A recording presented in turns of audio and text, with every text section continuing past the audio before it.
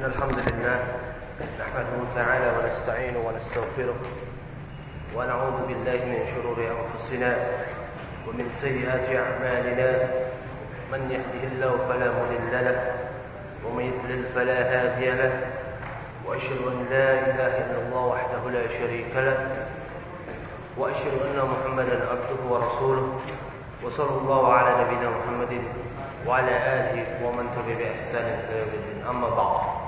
Baik. Yang pertama, afwan atas keterlambatan Anda pada hari ini. Keterlambatan yang terus terang juga tidak menginginkannya. Kemudian yang kedua, insyaallah kita akan lanjutkan kembali pembahasan kita terkait dengan pembahasan sebelumnya. Dalam pembahasan sebelumnya kita masih berputar seputar pembahasan mengenai 4 racun hati. Kita telah membahas racun yang pertama yaitu fudulul kalam. Racun yang pertama adalah kebanyakan berbicara. Ketika seorang kebanyakan berbicara, maka pada hakikatnya orang tersebut telah memasukkan racun ke dalam hatinya. Kemudian pembahasan yang minggu lalu kita telah membahas mengenai fuduli nadhar, kebanyakan dari memandang. Barang siapa yang banyak memandang, terutama memandang sesuatu yang tidak sepatutnya dia pandang menurut tatanan syariat, maka pada hakikatnya orang tersebut telah memasukkan racun ke dalam hatinya. Dan insyaallah kita pada hari ini akan membahas mengenai fuduli ta'am, kebanyakan makan. Jadi kalau kita lihat dari 3 racun hati yang setidaknya telah kita kupas sedikit demi sedikit, kita bisa menarik sebuah kesimpulan ya ikhwah, bahwa ketiga racun hati tadi adalah sesuatu yang sifatnya pada hukum dasarnya adalah mubah. Orang misalnya berbicara sifatnya mubah, boleh-boleh saja. Orang memandang sifatnya mubah. Kemudian orang makan sifatnya mubah. Atau bahkan bisa berubah hukumnya menjadi wajib ketika seseorang meninggalkan makan dan dia dikhawatirkan akan kehilangan nyawanya. Maka dia di sini hukumnya adalah wajib. Jadi pada hakikatnya racun hati yang telah kita bahas itu hukum dasarnya adalah mubah, boleh-boleh saja. Akan tetapi jika sesuatu yang mubah berlebih-lebihan, sesuatu yang mubah kemudian diberikan porsi yang berlebih-lebihan, melebihi batasnya, akan menjurus kepada sesuatu yang diharamkan oleh Allah Subhanahu wa taala. Dan sesuatu yang sifatnya berlebih-lebihan bukanlah sesuatu yang baik. Misalnya contohnya manusia atau makhluk hidup pada umumnya membutuhkan air untuk bisa bertahan hidup. Manusia tanpa air tentunya tidak akan pernah bisa bertahan hidup. Akan tetapi jika kehadiran air, kedatangan air jumlahnya melebihi batas, misalnya sampai terjadi banjir atau bahkan tsunami misalnya, maka yang terjadi adalah sebuah malapetaka, sebuah bencana.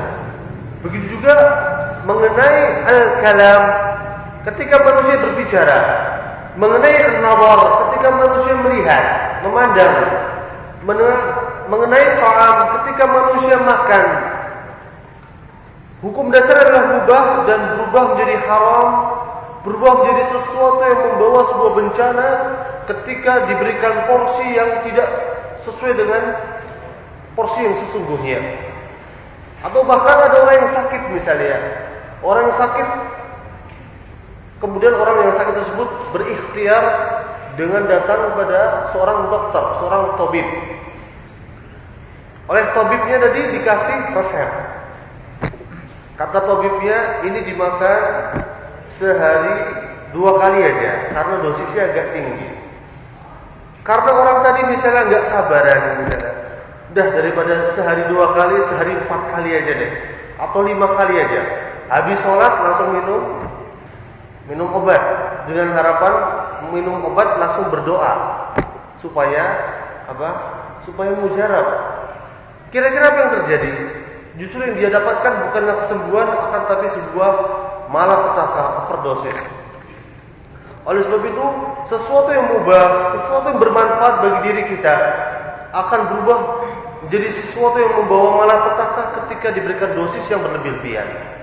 Hari ini kita akan bahas fudul ta'am, kebanyakan makan. Makan sesuatu yang bermanfaat bagi diri kita. Seseorang ketika meninggalkan makan misalnya, tidak akan mungkin dia bisa beribadah dengan baik pada Allah Subhanahu wa taala. Orang yang tidak makan misalnya, dia tidak akan mungkin bisa sholat dengan baik, sholat dengan khusyuk, tidak akan bisa. Seorang yang berhari-hari meninggalkan makan, maka dia tidak akan bisa kemudian datang ke majelis ilmu untuk mendengarkan sebuah ilmu yang disampaikan. Seseorang yang meninggalkan makanan akan banyak kehilangan kebaikan yang seharusnya bisa dia raih. Dan di sini mu'allif memasukkan fudul ta'am, kebanyakan makanan termasuk bagian dari racun hati. Dan kita juga akan membahas bagaimana kaitan antara fudul ta'am, antara makanan dengan puasa. Bagaimana Allah Subhanahu wa taala mengarahkan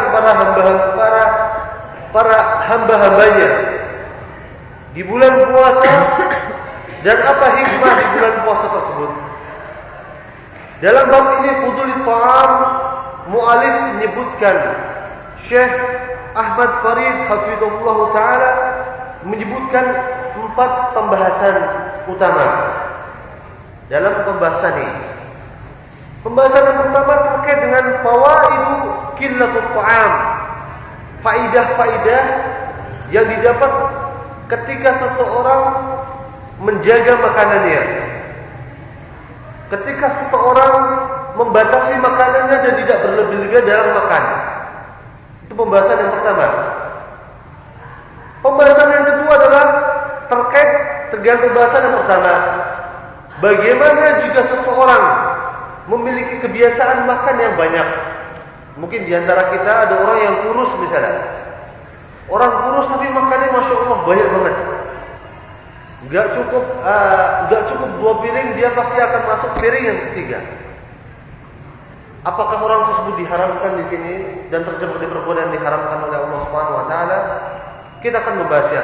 Bagi orang-orang yang terbiasa makan yang banyak, apa yang harus dilakukan? Atau batasan apa yang bisa dia pakai?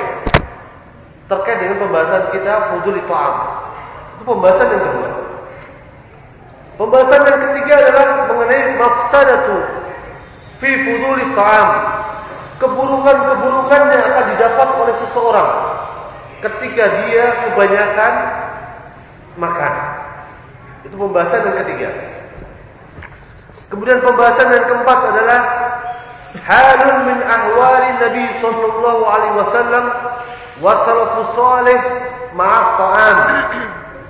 Keadaan Nabi kita Muhammad sallallahu alaihi wasallam dan keadaan para salafus salih, keadaan para sahabat, para tabi'in terkait dengan makanan.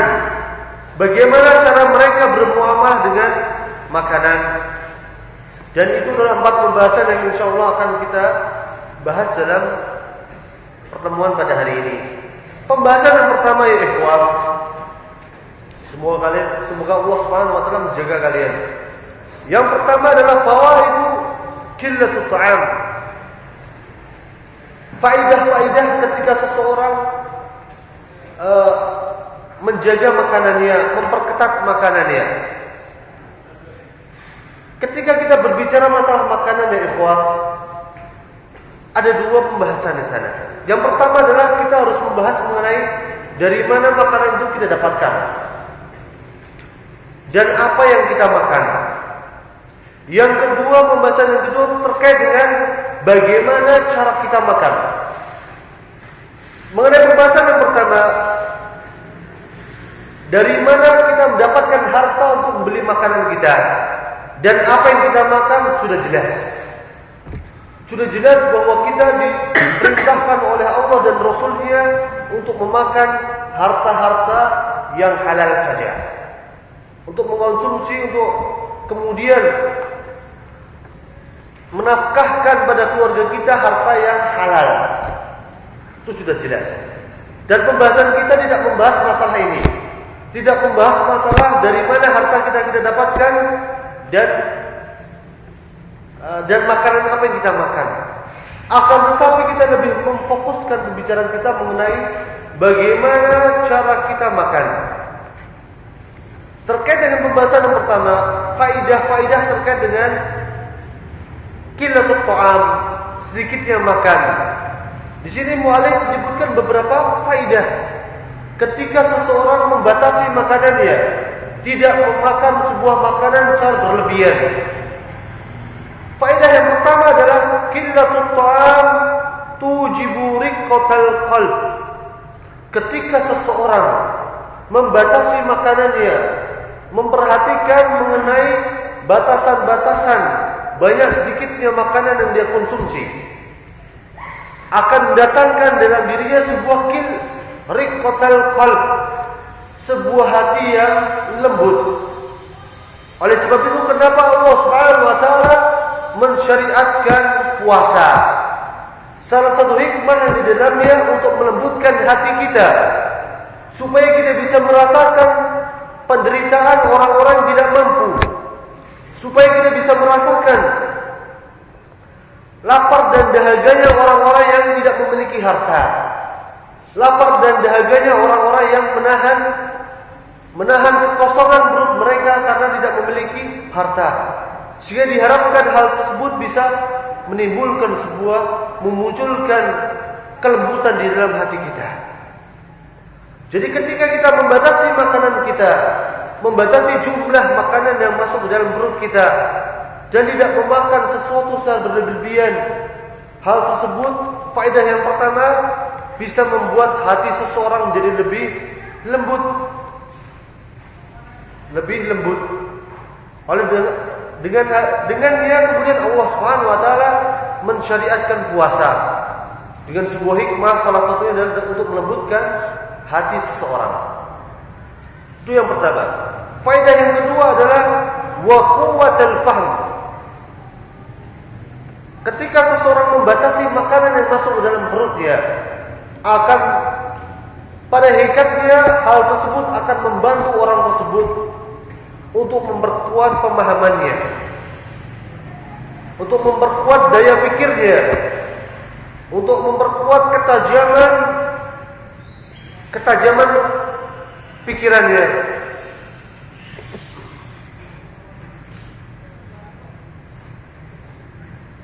Berbeda dengan orang-orang yang disibukkan dengan makanan dan makanan.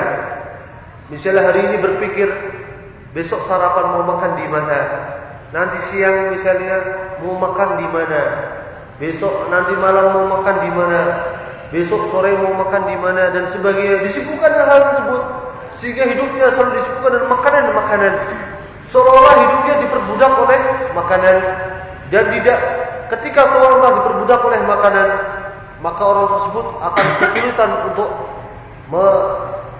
menajamkan pemikirannya, menajamkan daya pikirnya karena disibukkan dengan hal lain. Kemudian yang ketiga, faedah yang ketiga ketika seseorang membatasi makanan adalah wankisar an-nafs. Ketika seseorang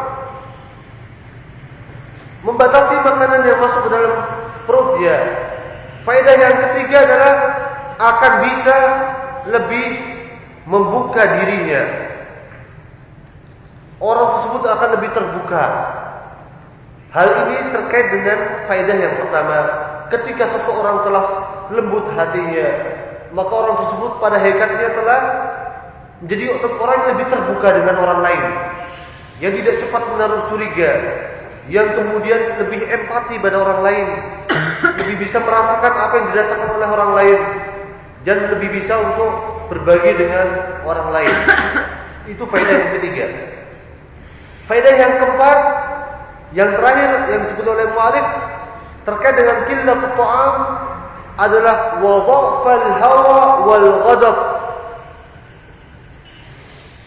Ketika seseorang membatasi jumlah makanan yang masuk dalam dirinya, Faedah yang keempat adalah akan melemahkan hawa nafsunya dan melemahkan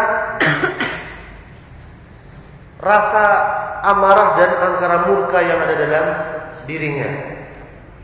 Oleh sebab itu, kenapa Allah Subhanahu wa taala menyuruh para syabab kita, menyuruh pada hamba-hambanya yang masih pemuda untuk segera menikah.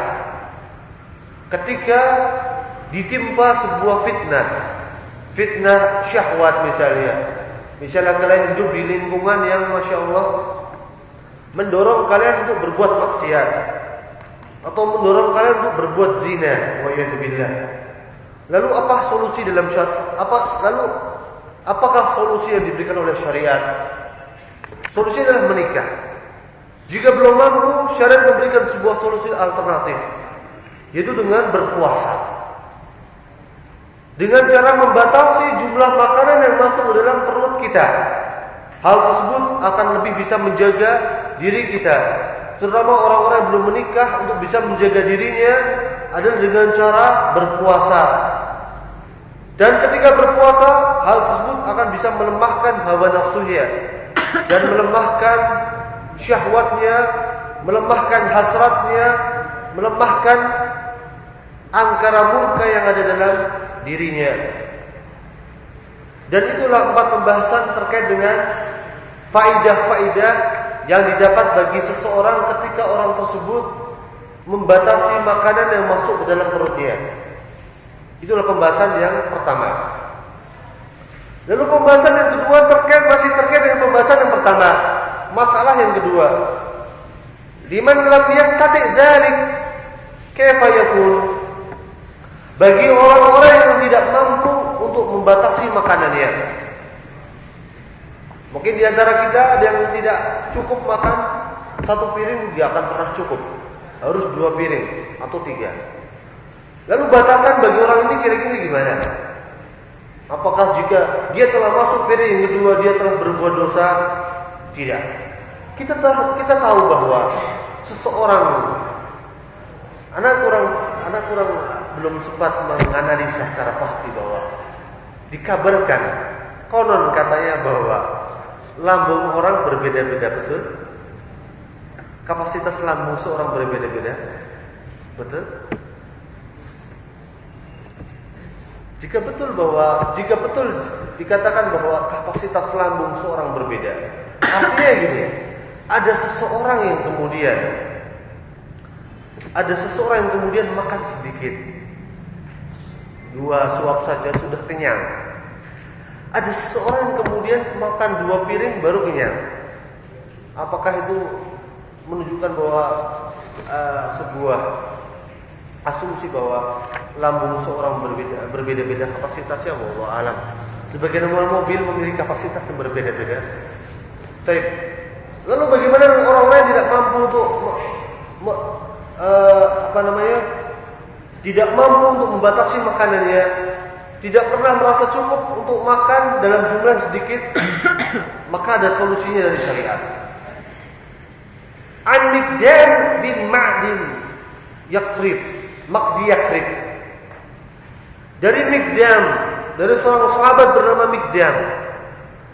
Miqdam berkata, sami'tu Rasulullah sallallahu alaihi wasallam yaqul, bahwa Rasulullah sallallahu alaihi wasallam pernah berkata, dia pernah mendengar Rasulullah sallallahu alaihi wasallam bersabda. Kata Rasulullah, "Ma mala'a ibnu Adam wi'an syarran min baddihi." Tidaklah seseorang manusia memenuhi, tidak ada bejana katanya, tidak ada tempat yang jika dipenuhi oleh ibnu Adam, oleh manusia, tidak ada tempat yang jika tempat itu tersebut dipenuhi, tidaklah tempat itu adalah sebuah keburukan bagi ibnu Adam, atau tidak ada tempat yang lebih buruk dari perutnya ketika perut tersebut dipenuhi oleh ibnu Adam. Bihasabi ibnu Adam lukaimatu yadmanu salbah, dan hendaklah cukuplah bagi ibnu Adam untuk memakan, cukuplah bagi kita untuk makan makanan yang kira-kira makanan tadi cukup untuk menegakkan punggung kita. untuk menegakkan tulang belakang kita.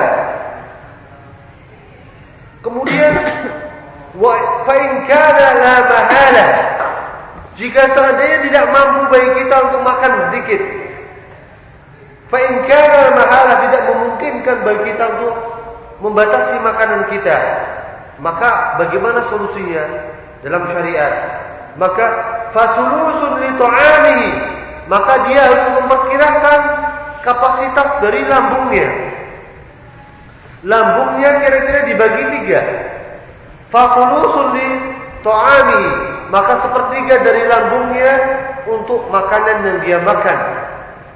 Wasulusun li nafasihi, dan sepertiga untuk nafasnya, untuk hawa, untuk udara. Lambung membutuhkan tempat untuk udara. Wasulusun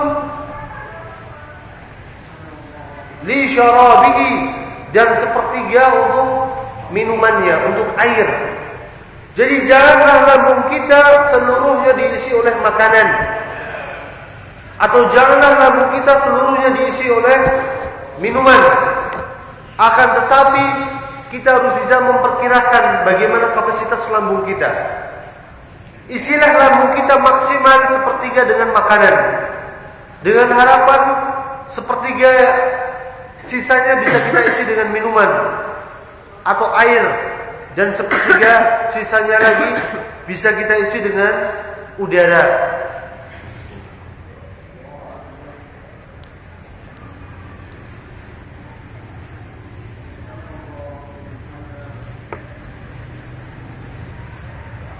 Dan hadis ini diriwayatkan oleh Imam Ahmad wa Imam Tirmidzi, dan hadis ini disahihkan oleh muallif dalam disahihkan oleh pentahqiq kitab Tazkiyatun Nufus, Syekh Majid bin Abi Layla. Dan itulah masalah yang kedua bagi orang-orang yang tidak mampu untuk membatasi makanannya. Dia harus memperkirakan kapasitas lambungnya. Sepertiga untuk makanannya, sepertiga untuk air, dan sepertiga untuk udara. Kemudian masalah yang ketiga, pembahasan yang ketiga yang disebut oleh mu'alif di sini adalah terkait dengan al-mafsadatu fi fuduli ta'am, keburukan-keburukan yang didapat ketika seseorang kelebihan makanan.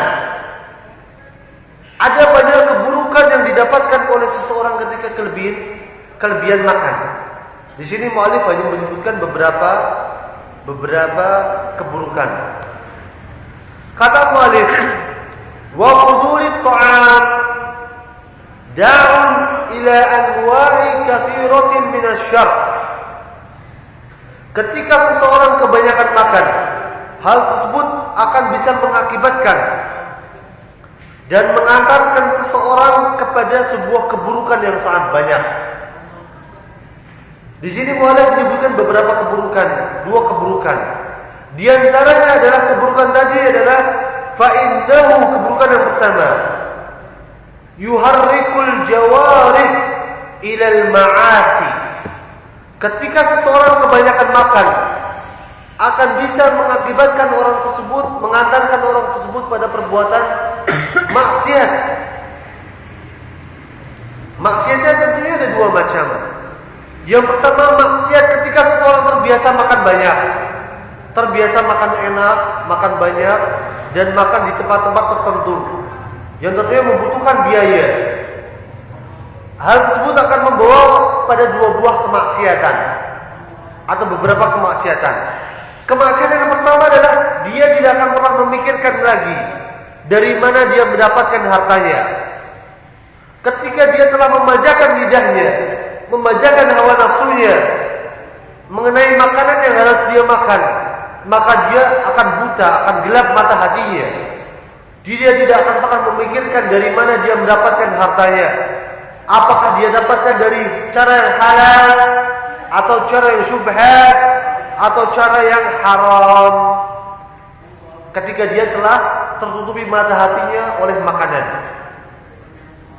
Yang kedua, Ketika orang tersebut telah tertutupi mata hatinya dan tidak bisa membatasi makanannya, orang tersebut akan tertutup hatinya sehingga dia tidak akan pernah berpikir mengenai apa sesungguhnya yang telah dia makan. Apakah yang dia makan adalah sesuatu yang haram atau sesuatu yang halal? Dia tidak berpikir lagi, yang penting saya makan enak, yang penting saya bisa memuaskan perut saya, yang penting saya bisa memuaskan hawa nafsu saya, yang penting saya bisa memuaskan keinginan-keinginan saya. Dia tidak lagi memikirkan apa yang dia makan, apakah yang dia makan sesuatu yang halal atau haram. Yang ketiga, kemaksiatan ketiga ketika orang tersebut tidak bisa membatasi makanan adalah dia tidak akan pernah berpikir, dia tidak bisa pernah berpikir bahwa sesungguhnya perut yang kenyang, perut yang kemudian diisi dengan makanan yang perut yang terisi dengan makanan,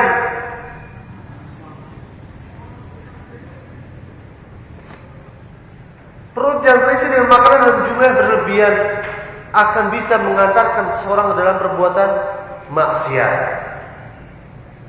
Oleh sebab itu mu'alif menyebutkan di sini yang pertama, ketika seorang kebanyakan makan, kerusakan yang pertama adalah fa'innahu yuharrikul jawarih ilal ma'asi. Hal tersebut akan bisa membawa seseorang kepada perbuatan maksiat. Perbuatan maksiat yang berbuat dengan makanan. Itu 3 perbuatan maksiat yang telah saya sebutkan tadi. Yang kedua adalah keburukan yang kedua, kerusakan yang kedua yang disebabkan oleh kebanyakan makan adalah wa yutaqqiluha 'anit ta'ati wal ibadat. Ketika seseorang kebanyakan makanan akan membuat badannya menjadi berat, membuat badannya menjadi berat untuk melakukan perbuatan-perbuatan ibadah dan perbuatan ketaatan jalan Allah Subhanahu wa taala. Orang yang kebanyakan makan tentunya cara tabiahnya, secara nalurinya orang kalau kebanyakan makan kira-kira apa yang terjadi? Akan ngantuk, ya tidak? Akan malas dan tidak akan kemudian bersemangat dalam beribadah.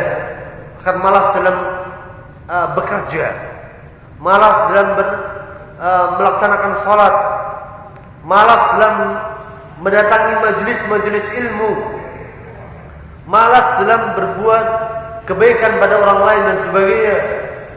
Karena kebanyakan makanan bisa mengantarkan seseorang pada sebuah kemalasan dan membuat orang tersebut menjadi berat untuk berbuat ketaatan pada Allah Subhanahu wa taala. Itu yang kedua. Yang ketiga yang disebut oleh mu'alif, dampak buruk dari kebanyakan makan adalah sungguhnya kebanyakan makan merupakan pintu masuknya syaitan ke dalam tubuh kita. Oleh sebab itu dikatakan oleh Imam Al-Ghazali dalam kitab Ihya Ulumuddin, dan beliau meriwayatkan dari perkataan para salafus saleh, dan asar ini adalah asar yang dhaif, jadi tidak berdasar. Ketika para salaf mengatakan dayyaqu majari syaitan bisaum, persempitlah pintu-pintu masuk syaitan dengan berpuasa. Artinya apa? Ketika seseorang tidak membatasi makanannya, ketika seseorang tidak membatasi jumlah makanan yang dia konsumsi dan memperturutkan hawa nafsunya untuk makan yang banyak, hal tersebut merupakan salah satu pintu untuk masuknya syaitan ke dalam jiwa seseorang.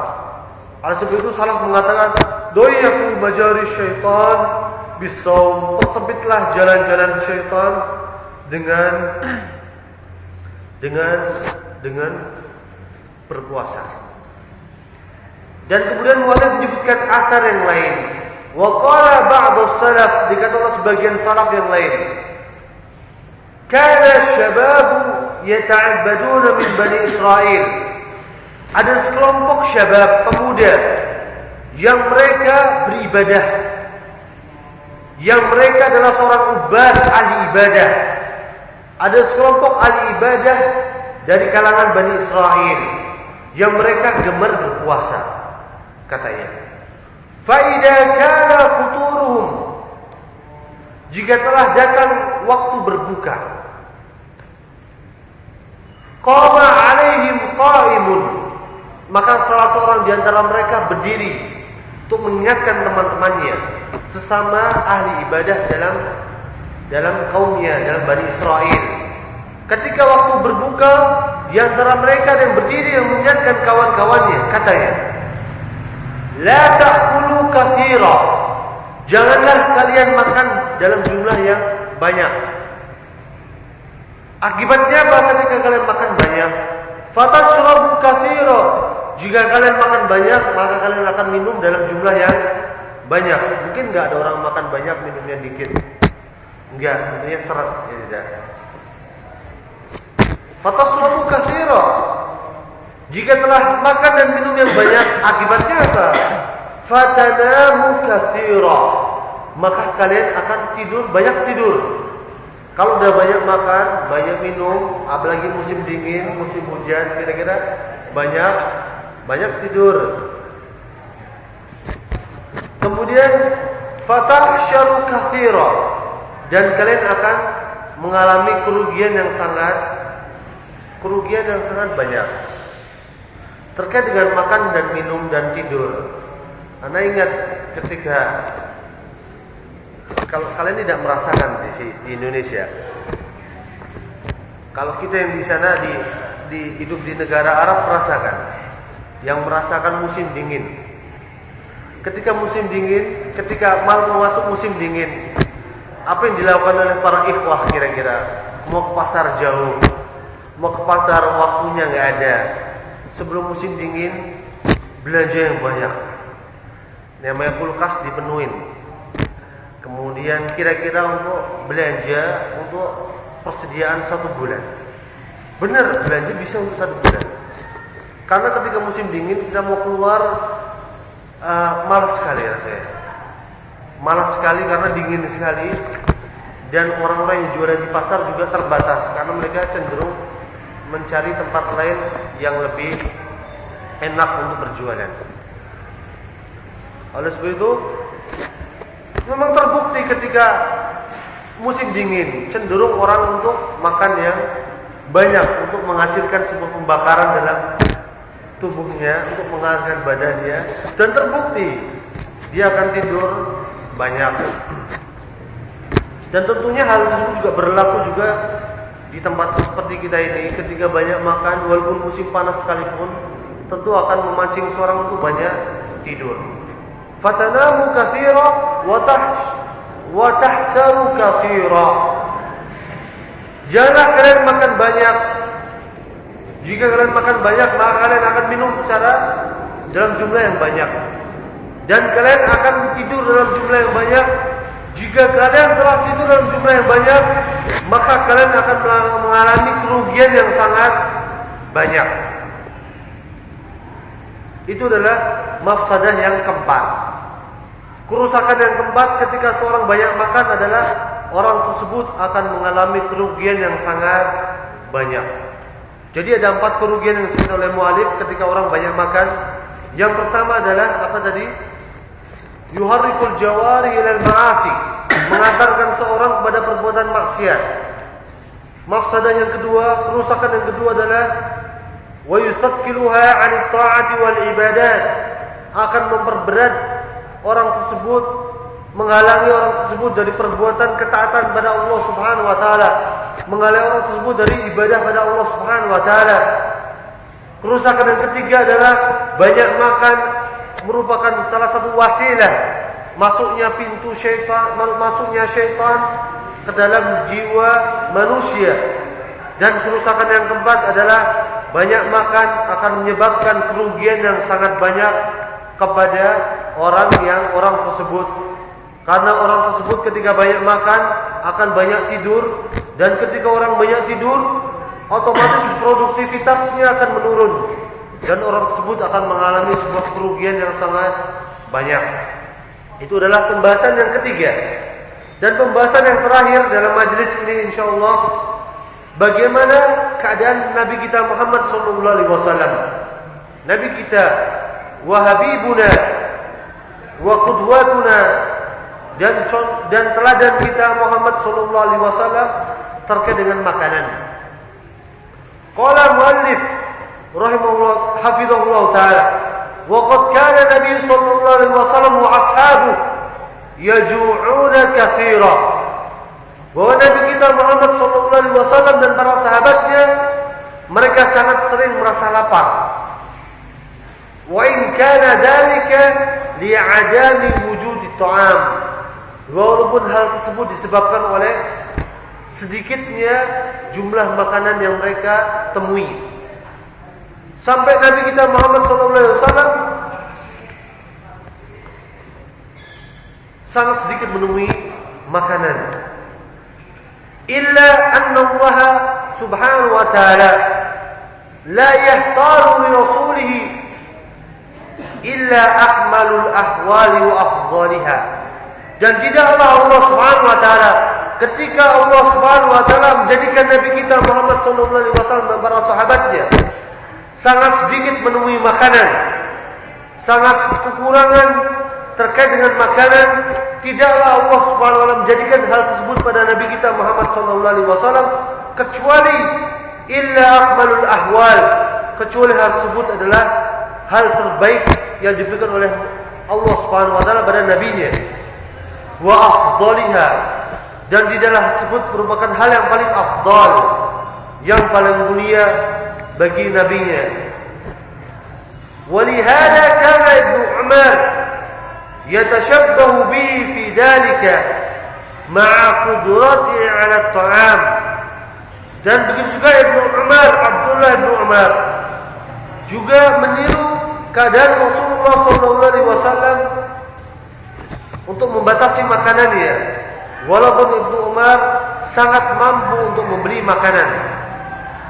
Wa kadzalika kana abuhu min qabli, dan juga keadaan bapaknya Umar bin Khattab Amirul Mukminin radhiyallahu anhu. Fa fi sahihain, dalam sahihain, an Aisyah radhiyallahu anha qalat, dari Aisyah bahwa Aisyah pernah berkata, kata Aisyah menceritakan bagaimana kondisi dapur Rasulullah sallallahu alaihi wasallam. Aisyah adalah istri Rasulullah, dan Aisyah adalah orang yang paling tahu mengenai kondisi dapurnya Rasulullah. Kata Aisyah, "Ma syabi'a alu Muhammadin," katanya, keluarga Muhammad tidak pernah kenyang, katanya. Mundu qadamal Madinah, semenjak Rasulullah masuk ke Madinah. Kita tahu ketika Rasulullah masuk ke Madinah, Rasulullah mendapat banyak dukungan dari kaum Al-Ansar. Rasulullah mendapatkan kekuasaan. Akan tetapi Rasulullah tidak pernah mendapatkan perasaan, tidak pernah merasa kenyang. Perut Rasulullah tidak pernah merasa kenyang. Perut Rasulullah tidak pernah terisi makanan sampai batasan kenyang. Min khubsin burrin, tidak pernah terisi dengan kenyang dengan khubs, dengan sebuah roti. Roti yang terbuat dari bur. Terbuat dari bur. Bur adalah biji gandum, atau kita menyebutnya bur adalah biji gandum yang berwarna merah. Kalau biji gandum secara umum ada dua, gandum merah dan gandum putih.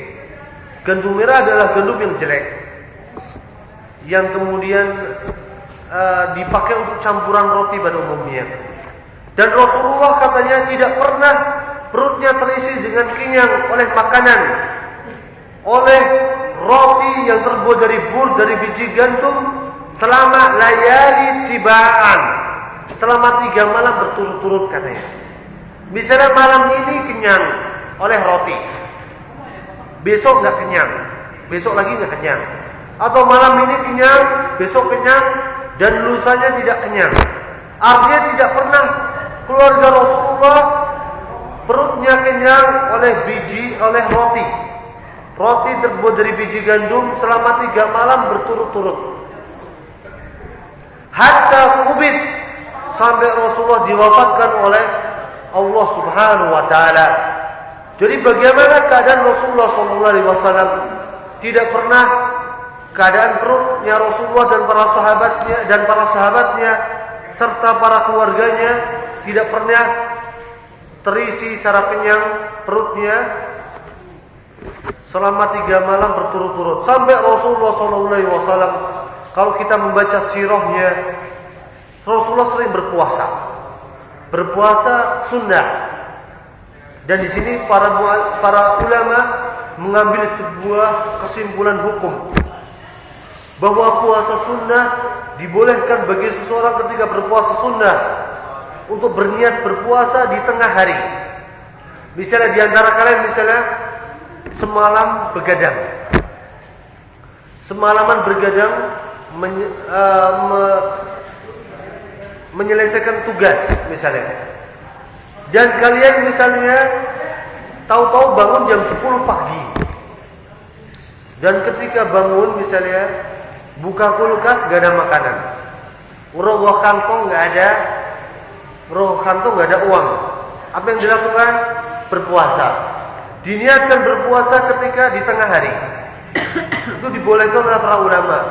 Didasarkan pada perbuatan Rasulullah SAW. Bagaimana seringnya Rasulullah SAW ketika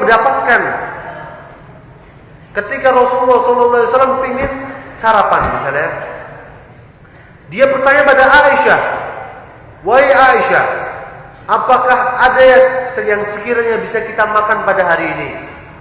Maka Aisyah mengatakan, "Tidak ya Rasulullah." Maka apa yang dilakukan oleh Rasulullah pada waktu itu? Rasulullah kan berpuasa sunnah. Jadi itu menggambarkan bagaimana keadaan Rasulullah yang dapurnya kemudian jarang sekali ditemukan makanan. Sampai dikatakan oleh Aisyah dalam hadis lain bahwa pernah di rumah Rasulullah SAW selama 3 hari tidak didapatkan al-bayt wal aswad. Tidak pernah didapatkan warna hitam dan warna putih. Artinya apa? Selama 3 hari di dalam rumah Rasulullah tidak didapatkan air minum dan kurma. Artinya tidak ada yang dimakan dan tidak ada yang diminum.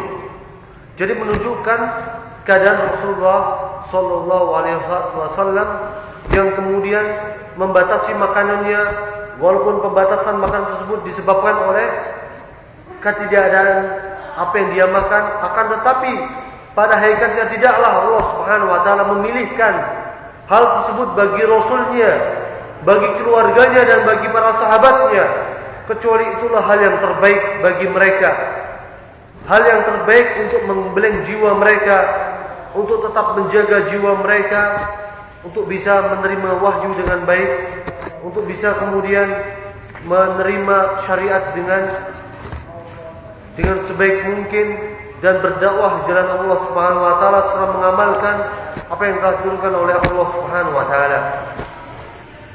Dan terakhir ana tutup dengan perkataan Ibrahim ibnu Adham. Ketika Ibrahim ibnu Adham mengatakan, "Man dobado batna dobado dinah." Barang siapa yang menjaga perutnya, maka dia akan bisa menjaga agamanya.